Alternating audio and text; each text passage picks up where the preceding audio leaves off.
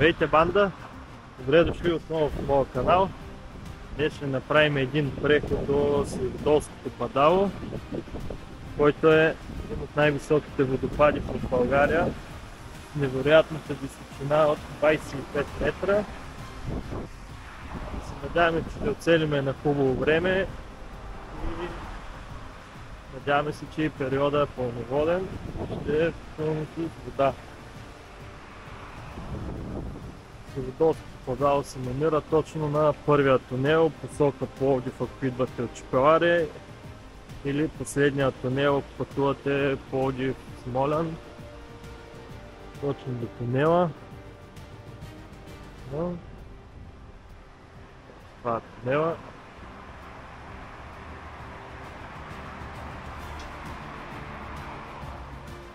Почваме да следваме пътеката.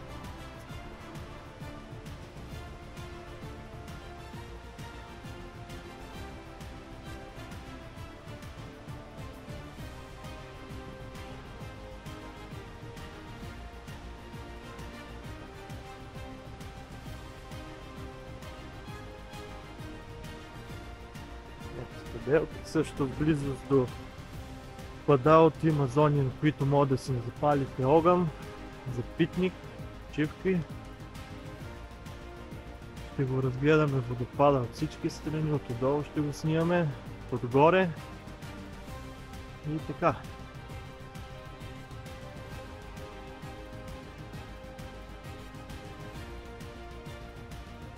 Ето резерва червената стена.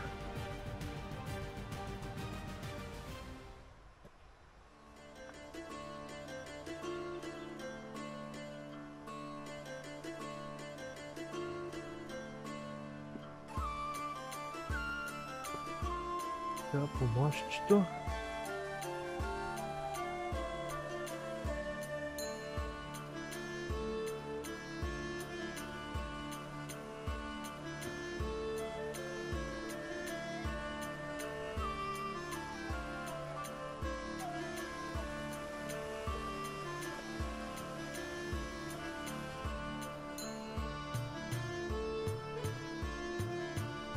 Течката не е с голям наклон, така че може и от малки деца да се посещава.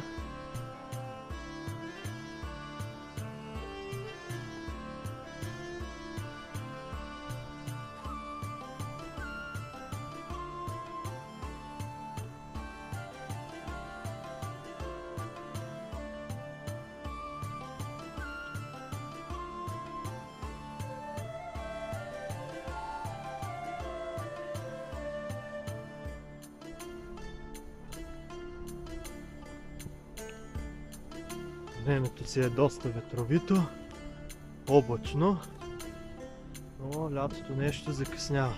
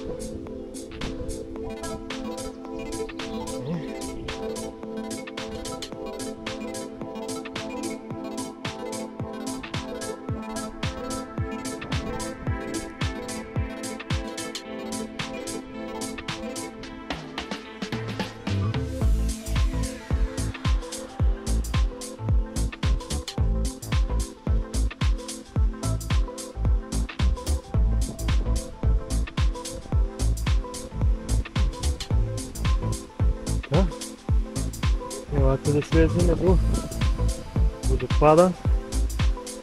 Гледаме.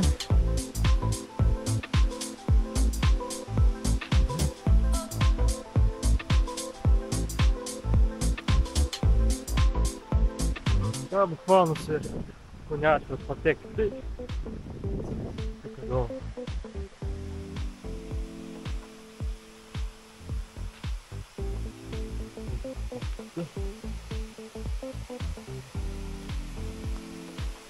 Това е малкият водопад.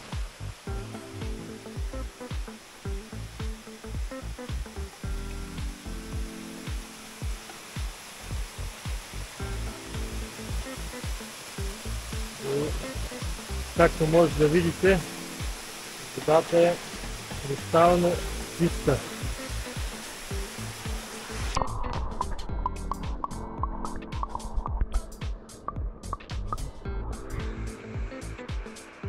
Не е толкова изстудена. Това е водопада. Наистина красиво е и е пълноводен. Нямам търпение да видим нататък в големия водопад. Направихме снимките на малкия водопад. Също да спомена, че по време на пътеката няма чешми, така че може да си носите вода или ако имате туба, която пречиства водата, може от тук да си налеете. Вероятно става за пиене, но по-сигурно е да си носите. Така да се качваме нагоре и да отиваме към големия батко.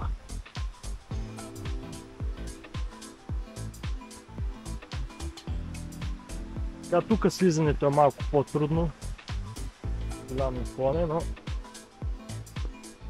така, докато вървите, ще минете през една уличка гранична. Има и къщичка. Вероятно има и хора, понеже има проснати дрехи. Но това е улица гранична.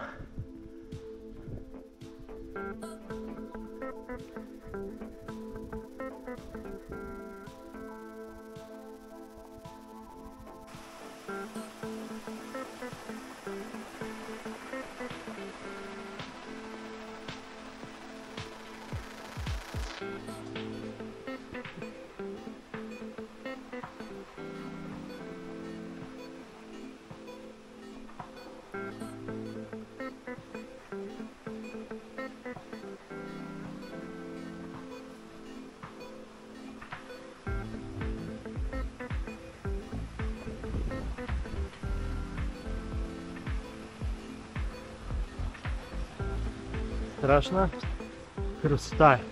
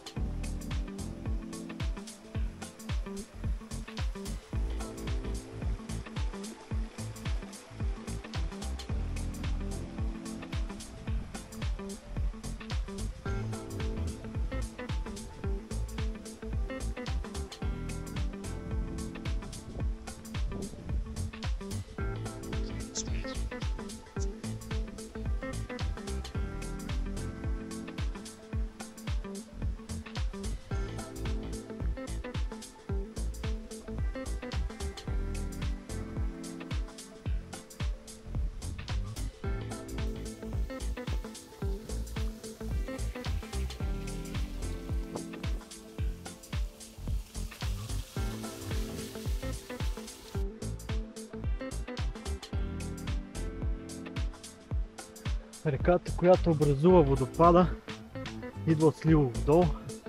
От тук идва и името на Сливодолското падало на водопада.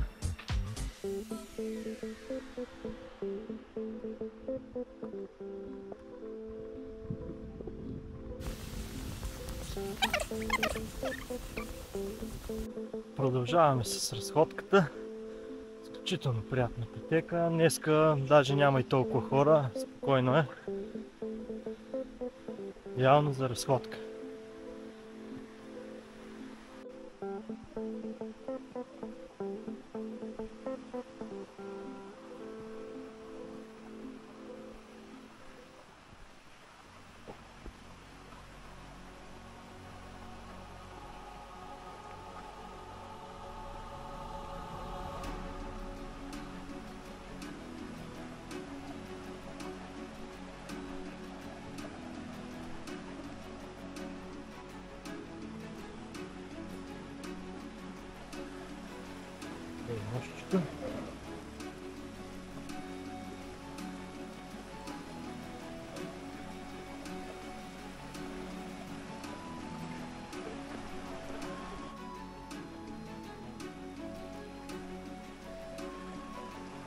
Така, когато стъпвате по тези камъни, трябва да внимавате, понеже е проваляло, в повечето случаи хлъзгат и може човек лесно да падне.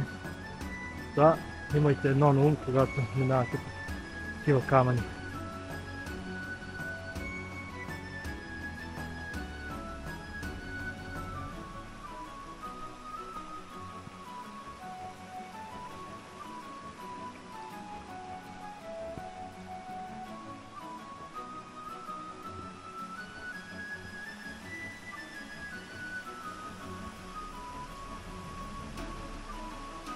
Но това може да сме вляво.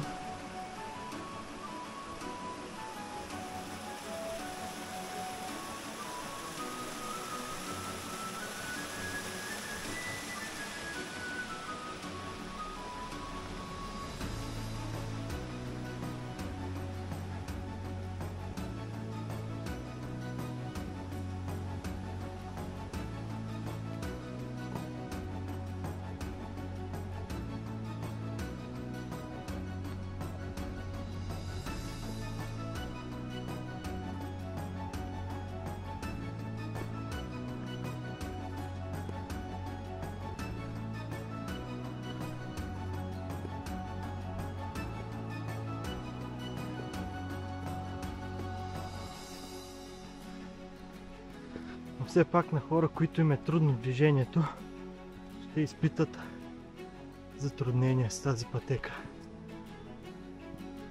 Понеже наклонът е доста неравен, корени, камъни, не го препоръчвам. Да, следващото изпитание. Стълбичките са само за катерачи. Оба!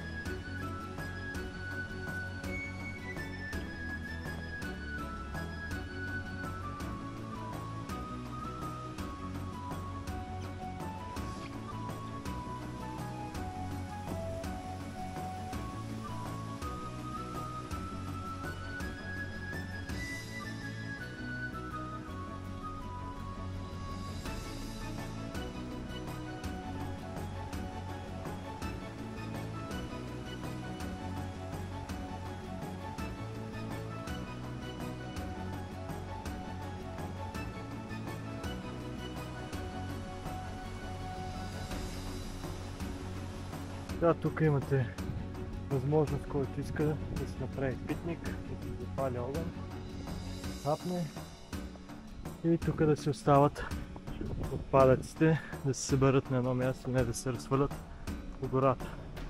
Така че който му се носи кебабчета в раницата, тук е неговото място. Само такъв голям корен. Има паднало дърво, което е огромно. Цялото се скоренило.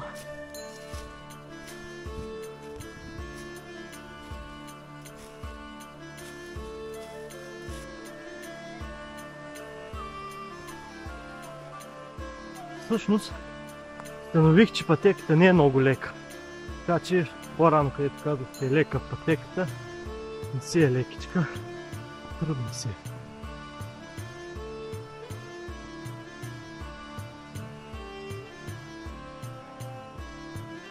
Има още едно голямо дърво, което най-вероятно от силния вятър се е изкоренило и паднало.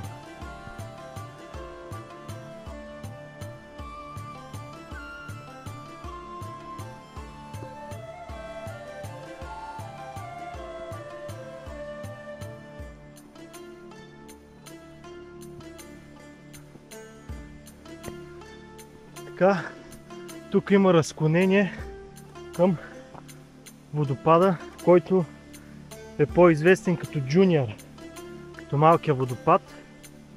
Големия водопад е нататък. Нека да дойдем тук до малкия.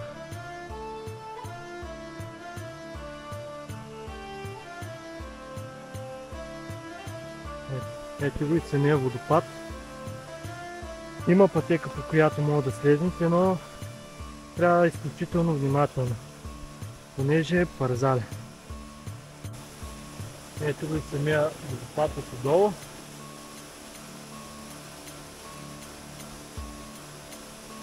Вероятно изсипа. Ето ни и вече сме долу. Водопадът си е доста пълноводен, както може да видите. А ние се връщаме обратно отгоре. Ще се видим след малко.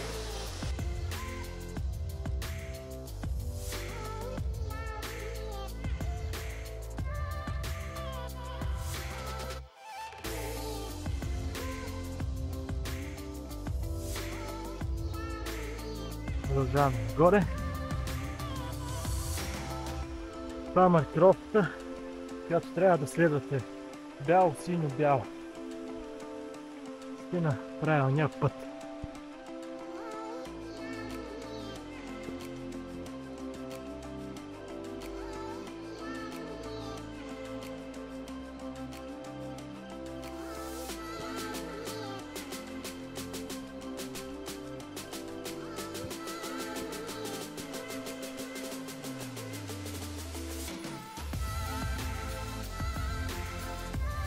Също така като повечето пътеки, тук няма обхват, така че ако ползвате GPS, трябва офлайн да свалите картите.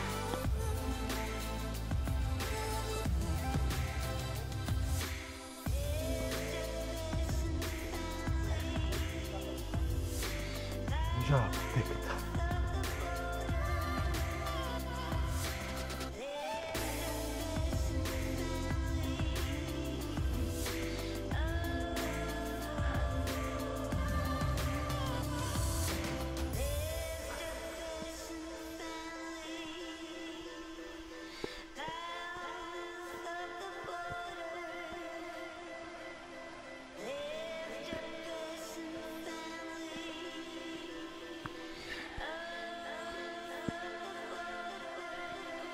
Опа!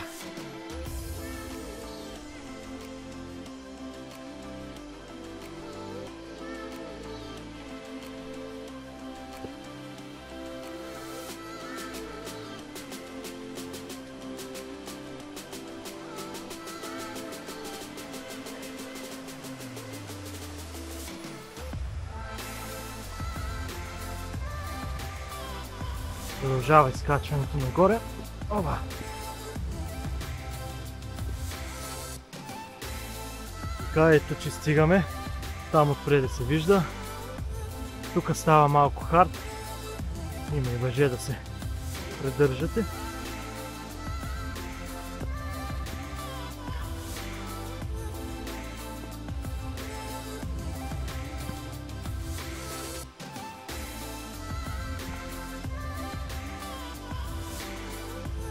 Аха.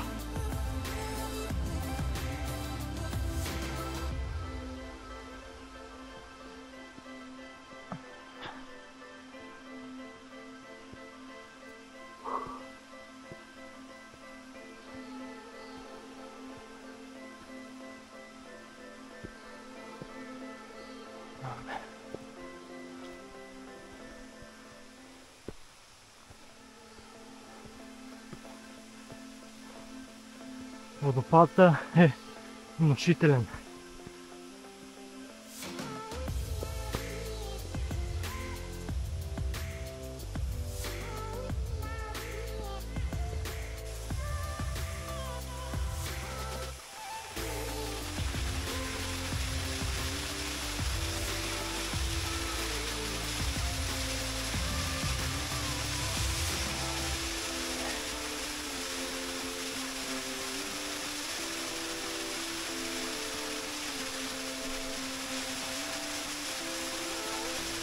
Ето и по-близки кадри. Както казах, водопадът е на 25 метра. И в момента в пълноводен сезон, който го прави изключително подходящи посещения.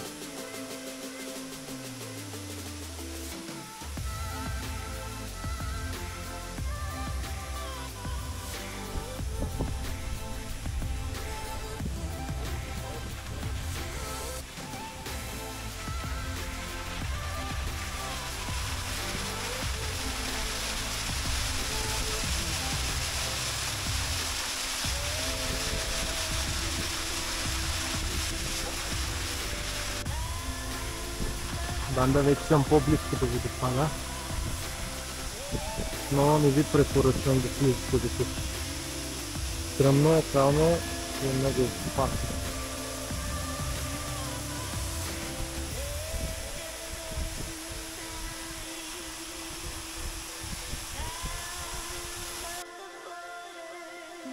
Сега, банда, отиваме да се качиме там отгоре. Да го снимаме отгоре. Банда, това беше. На върха сме на Сливодолското падало. Тук има мост, който иска може нататък да мине, но почти нищо не се вижда. Това беше за Сливодолското падало. Време да отидем да хапваме и да заредим батериите. Това видео ви е харесало, моля ударете палец нагоре, абонирайте се и го шервайте. Чао, чао!